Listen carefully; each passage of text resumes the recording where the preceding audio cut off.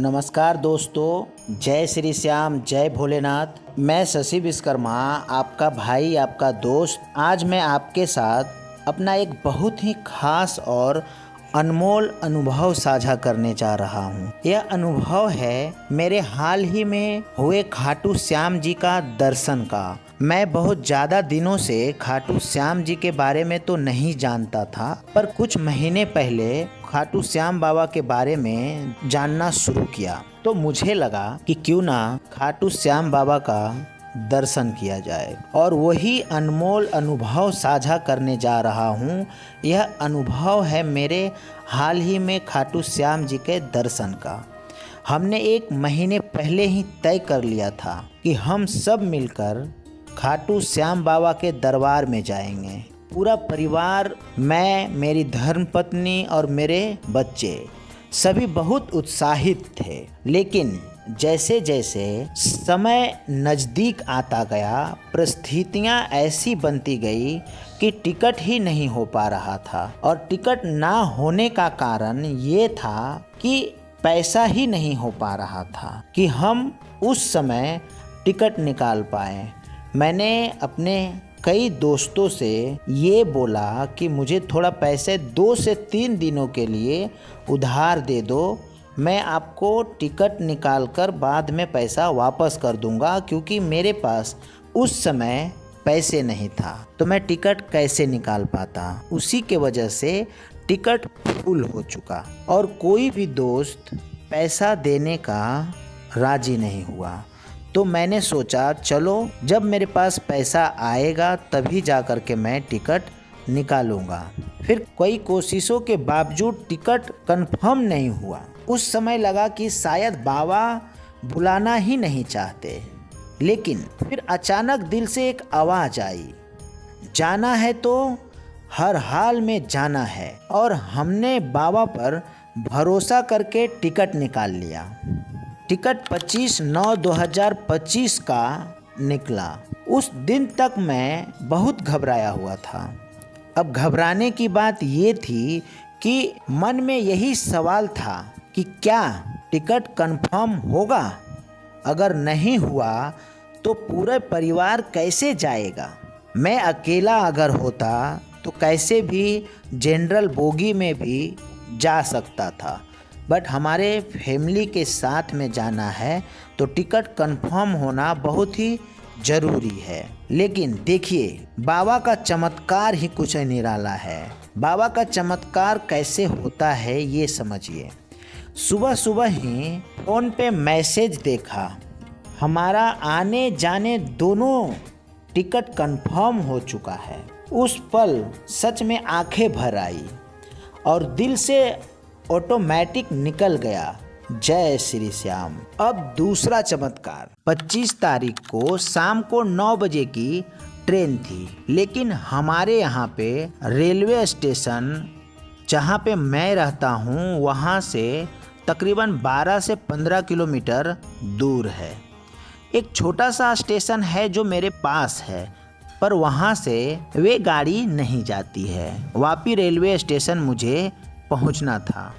9 बजे की ट्रेनें थी। मैंने सोचा जल्दी निकलना पड़ेगा क्योंकि ट्रैफिक बहुत ज़्यादा रहता है। रोड खराब होने की वजह से, बारिश का महीने की वजह से ट्रैफिक बहुत ज़्यादा रहता है। हमने 6 बजे ही घर से निकल गए, स्टेशन पहुँचे और जैसे ही ट्रेन आया और मैं ट्रेन में चढ़ने लगा, कोई भीड़ भाड़ भी नहीं था क्योंकि हमारा टिकट कंफर्म हो चुका था और हम रिजर्वेशन में जा रहे थे। बट एक अजीब संजोग हुआ मेरे साथ।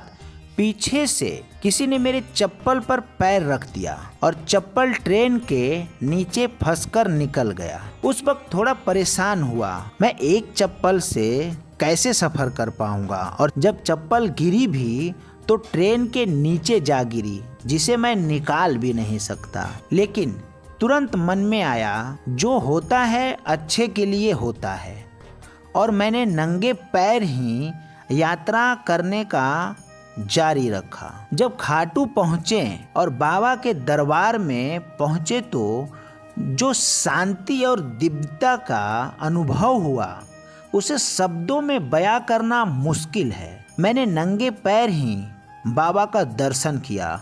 जब मैं रिंगस रेलवे स्टेशन पे उतरा तो उस टाइम 4:30 हो रहा था और गर्मी इतनी ज़्यादा थी कि मेरे नंगे पैर जल रहा था। फिर भी एक हौसला था मन में बाबा का दर्शन करने का, तो मुझे कुछ लग ही नहीं रहा था। मैंने नंगे पैर ही बाबा का दर्शन किया। पहले तो एक बार दर्शन किया, लेकिन थोड़ी दूर से दर्शन हो पाए, मन नहीं भरा। इसलिए हम और हमारी धर्मपत्नी ये सोचे कि क्यों ना हम फिर से एक बार लाइन में लग करके बाबा का दर्शन करें। और उसके लिए हमें पूरे 1.5 किलोमीटर का लंबा रास्ता तय करके फिर से लाइन में खड़ा होना पड़ा। जब हम दूसरी बार दर्शन किए, दोनों ही बार दिल को इतनी शांति मिली जैसे सच में बाबा ने हमें अपने आशीर्वाद से भर दिया हो। दर्शन के बाद हमने पास के ही एक धर्मशाला में रात्रि विश्राम किया, जो कि मैं मंदिर दर्शन करने से पहले ही धर्मशाला बुक कर लिया था। जब हम रात्रि विश्राम करने के लिए धर्मशाला की ओर आ रहे थे तो सामने ही एक होटल था, जहां बोर्ड पर लिखा था 100 रुपये में भरपेट भोजन, बिना लहसुन प्याज का, शुद्ध सात्विक खाना। हमने सोचा चलो स्वाद चखते हैं कैसा है खाना। वहाँ जो दाल, रोटी, चावल, चटनी और अचार मिला, उसका स्वाद आज भी जुबां पर है। सच में संतोष वही होता है जब कम कीमत में भी भरपेट और शुद्ध भोजन हमें मिल जाए। अगले दिन हमने बाजार में जाकर और थोड़ा प्रसाद और कुछ स्मृति चिन्ह खरीदे। फिर वहाँ से हम तोरण द्वार के पास आए। फिर वहाँ थोड़ा सा फोटोग्राफी की और फिर वहीं से रिंगस रेलवे स्टेशन जाने के लिए इलेक्ट्रिक ऑटो पकड़ लिया। रिंगस रेलवे स्टेशन पहुँचे।